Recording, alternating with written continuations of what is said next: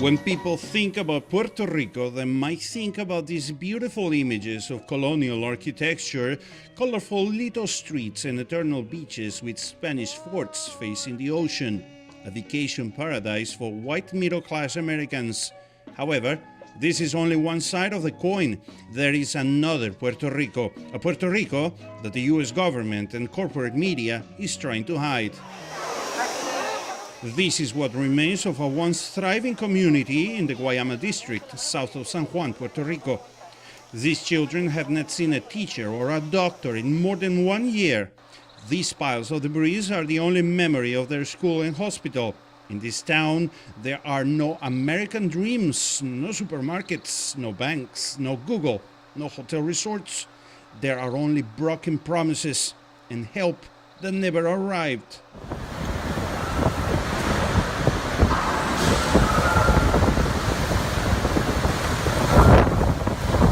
September 2017, as Puerto Rico was recovering from Hurricane Irma, bad news came again. What started as a tropical storm and by then was named as Hurricane Maria was heading towards the island at full force. On September 20th, the worst nightmare became a reality. The eye of the huge, nearly Category 5 hurricane made a direct hit on Puerto Rico, lashing the island with wind and rain for more than 30 hours, causing a level of widespread destruction and death paralleled by few storms in American history. When Hurricane Maria came, we were totally unprepared. It was the worst I have seen in my life. I still have nightmares about the sound of the wind and the roof about to being blown over our heads. The devastation has no words. Our community was tremendously affected. I remember the trees being ripped off from the ground and the houses torn apart. In the aftermath of the destruction, nobody could account for the amount of thousands of missing people. Most of the island was out of electricity and basic services. As darkness fell in Puerto Rico, the Boricuas, as they referred to themselves, wondered, where was the US government and its relief agencies, such as FEMA? I screamed and shouted, literally, and said, you know, my people are dying here. What do you want to do? I mean, we have given FEMA piles and piles of information, but you got to fill out this form and fill out the other form. And, you know, I understand there is a process, but there are lives at stake. When you are at war, you just don't say, oh, let me see if there's a raider in this field so I can land the plane to rescue somebody. No, you land the field, you land in the baseball park, whatever it needs to be done, you do it. So there seems to be, in this emergency management, a lot of management and very little sense of emergency. Turns out that the help never materialized. Instead, everybody remembers these images. President Trump throwing paper towels to the desperate residents of Puerto Rico.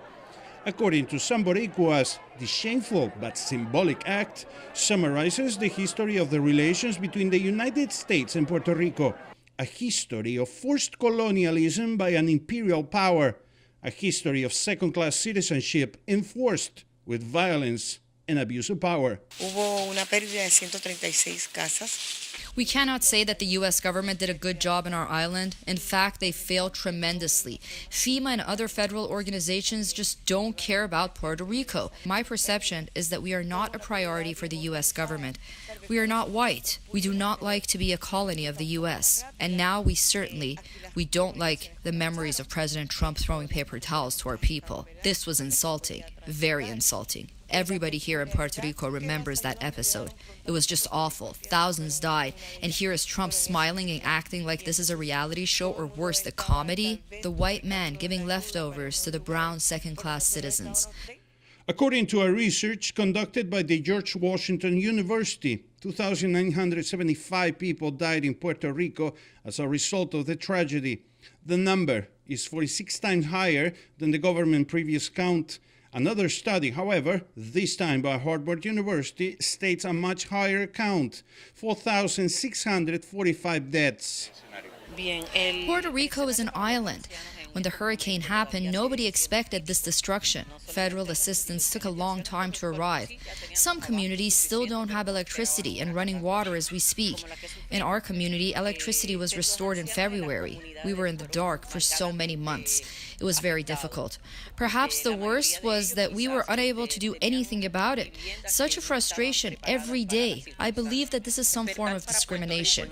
We are American citizens. If this situation happened in, say, California or Florida, the federal response would have been urgent and the media would have persisted on their coverage of the damage and human cost of the tragedy.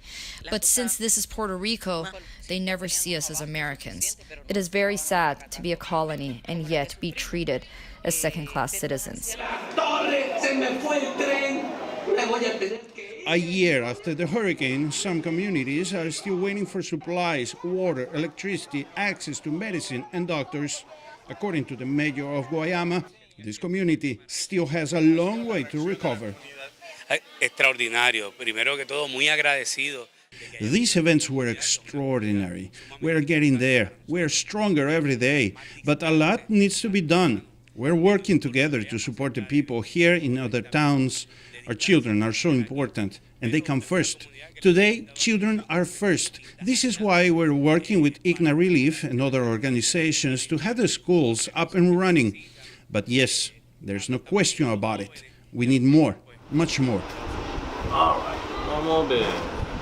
Si hay agua, no hay agua. Ah, very good, no hay nada. These children are getting their first doctor's checkup in more than 1 year. It is like a miracle to see a doctor here. A few months ago, while here in Guayama people with chronic conditions and preventable diseases were dying, bureaucrats in Washington were discussing the terms of Puerto Rico's public debt and other financial details. Las cosas que falta aquí es importante medicinas, que no hay medicina para paciente. The things that we need right now are medications. We need medications for the patients. This is urgent. Basically, we are in a deficit of medical access and medications that is very dangerous for the communities. The medical centers are not ready for the emergencies, and there is a total lack of medical supplies for those centers.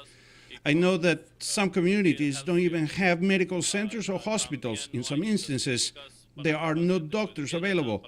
I have seen hundreds of patients, but the children and elderly are in special risk.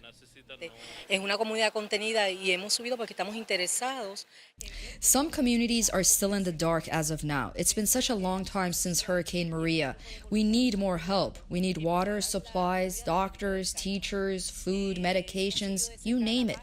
I hope that the authorities can do their job. As of now, we are more in debt with NGOs than to our own actual government. The NGOs have helped us maybe more than the actual government. When you see these streets, when you walk in these streets, you might think that you are in Latin America, but you are not. You are in Puerto Rico, an American territory with American citizens, and those citizens are still waiting for all this time just to have access to electricity, water, medical service, education, just a feeling to have an American citizenship, just to be part of America. As the first anniversary of Hurricane Maria approaches, many are still mourning for the loss of their loved ones. The truth is that some were killed by the extreme natural forces of this natural disaster, but we must face the fact that thousands of people were also killed by plain and simple indifference and disregard for the human life. One only wonders how many lives could have been saved with prompt and adequate federal assistance. Marcelo Sanchez, USA Really, Puerto Rico.